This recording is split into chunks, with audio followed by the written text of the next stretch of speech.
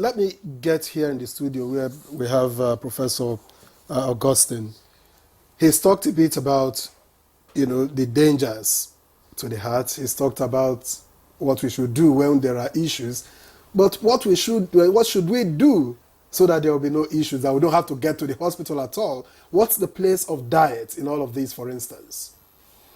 Okay, thank you very much. I thank Dr. Iseko, who is also a very active member of the Nigerian Cardiac Society.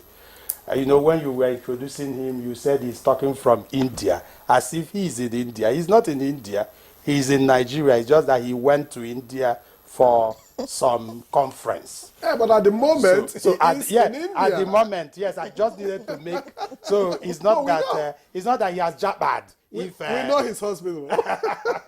Okay, so President, you are trying to make sure that he comes back. Yes, I want to make it clear that is one of the things we are pushing for, that members of Nigerian Cardiac Society who are here will continue to do the work here. So I just President, you get a second term. Okay. Well, I'm already in the second term. It means we need to elongate your tenure. So thank you very much for that. The points are very clear. What we are pushing for, I like the way you put it, is that people do not even need to get to the hospital, really.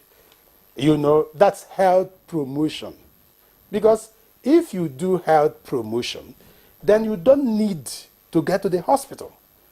And it is cheaper to do, easier to do for everybody. So what are those health promotion things that we need to do? One, we need to check our blood pressure regularly. I mean, when he was talking, he mentioned the burden, the number of people in Nigeria who are hypertensive. We carried out this study. I led a team that moved around the whole country. When I talk, I want to mention the places where we went to, so that all Nigerians will relate with the figures we are giving. And I want to mention it again here. We started the 6 geopolitical zones of this country. We took one state each from each of the 6 geopolitical zones, and each of those states, we went to an urban community and a rural community. I'm going to mention the names of those communities all around the country, so that all Nigerians will relate with the figures we are reeling out.